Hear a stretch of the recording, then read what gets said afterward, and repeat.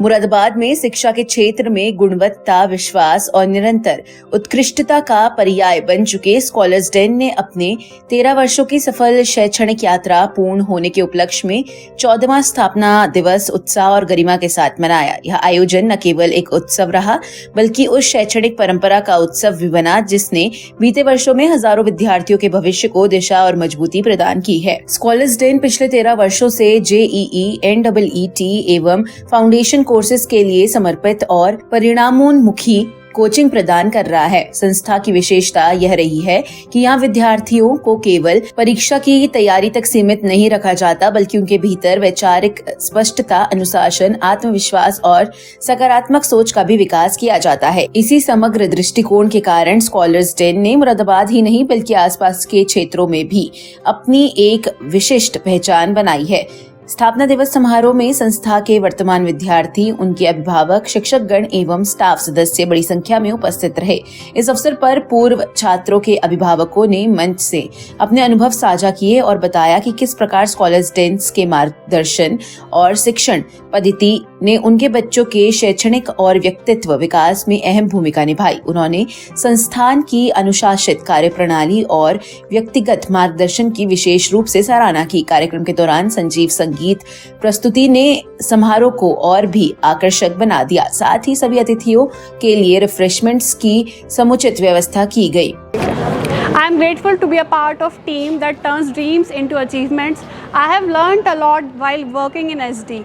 Congratulations on completing 14th year of excellence.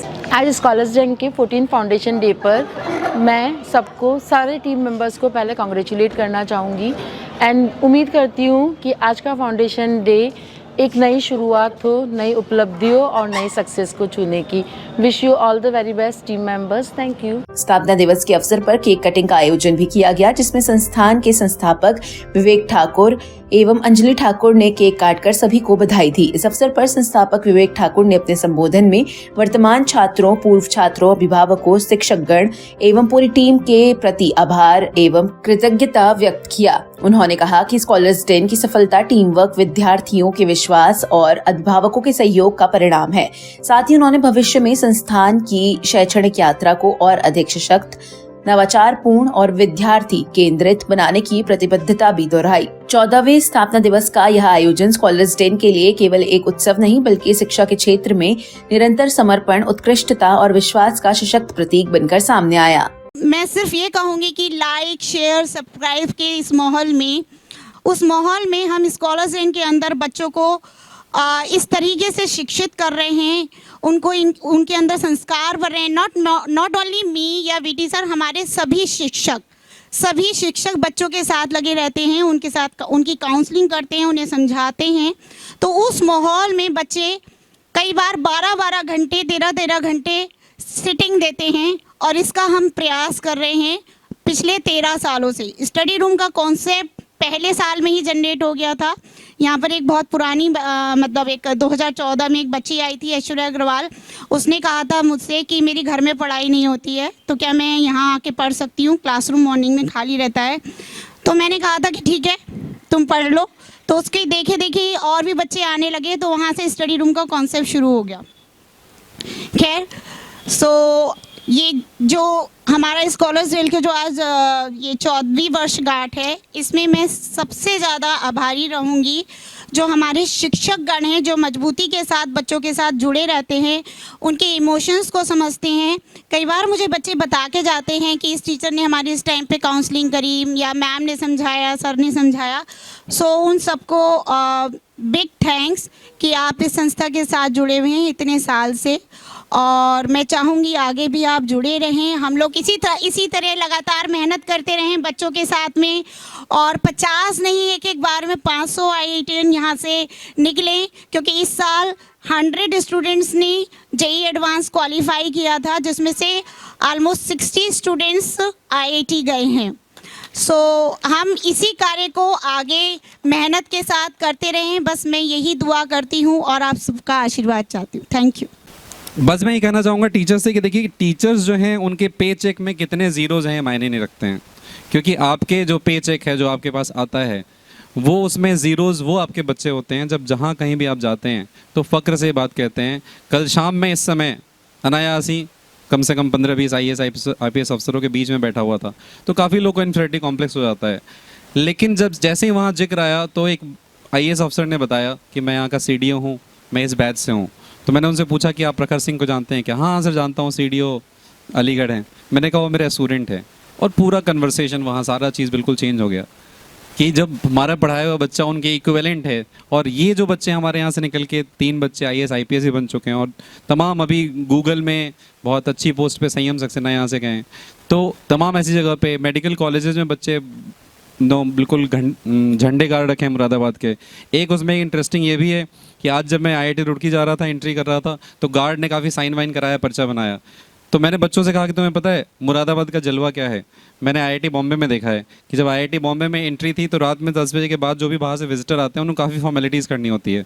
तो जब मैं IIT बॉम्बे गया 2 साल पहले, तो वहाँ बच्चों ने कहा कि सर कोई चिंता मत करिए सर, आप बस कह दीजिएगा गार्ड से कि आप अंशुल पवार के सर हैं।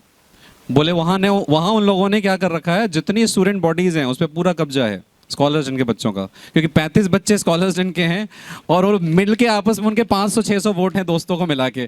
तो बोले स्टूडेंट बॉडी में सारा पूरा वर्चस्व 3-4 साल से स्कॉलर्स जिनके बच्चों का है। और मैं वाकई जब वहाँ पहुँचा तो गार्ड ने सिर्फ बोला कि आप विवेक सर हैं क्या? बोला एंट्री, कोई फॉर्मेलिटी नहीं। तो IIT बॉम्बे जैसी जगह में ये है। तो मैं ये कहूँगा कि ये टीचर्स का किया हुआ है, स्कॉलर्स में खास क्या है।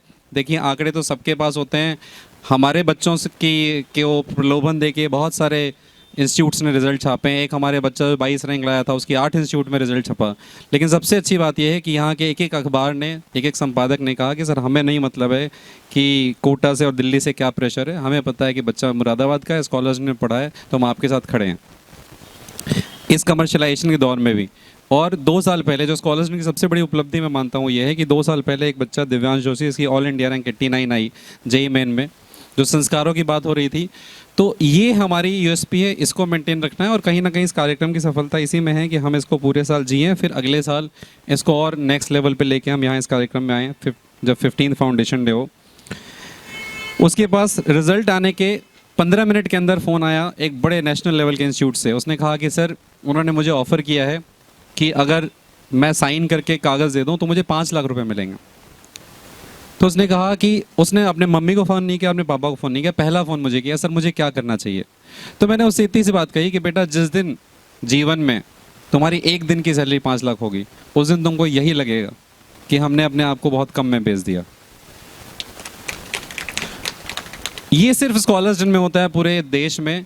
कि उस बच्चे ने मेरी एडवाइस अगली थी कि उसने कहा क्या करना चाहिए। मैंने कहा आपको अपना फ़ोन 2 दिन के लिए बंद कर देना चाहिए, और उसने यकीनन फ़ोन बंद कर दिया। ये हम हैं। यही वजह है कि इसमें मुझे शेर याद आता है कि सदियों दुश्मन रहा है दौरे जहां हमारा, कुछ अजीब बात है कि हस्ती मिटती नहीं हमारी, सदियों दुश्मन रहा है दौरे जहां हमारा। तो ये एक हमारी खासियत है।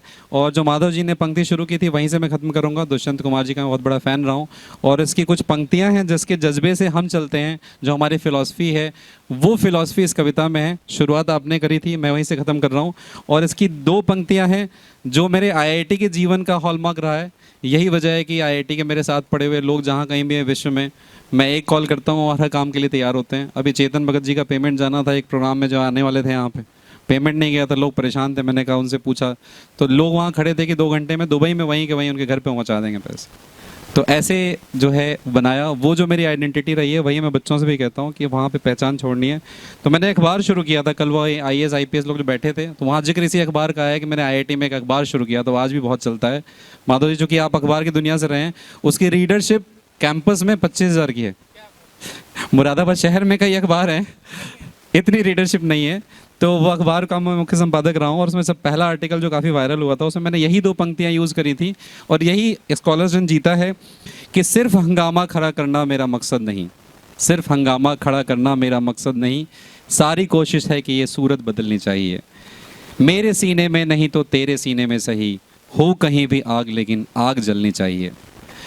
तो ये वो जो आग है वो हमारे सीने में जलती है, वही बच्चों के रिजल्ट के रूप में आती है, वही हमारी वाहवाही के रूप में आती है, वही हमारी पहचान के रूप में आती है।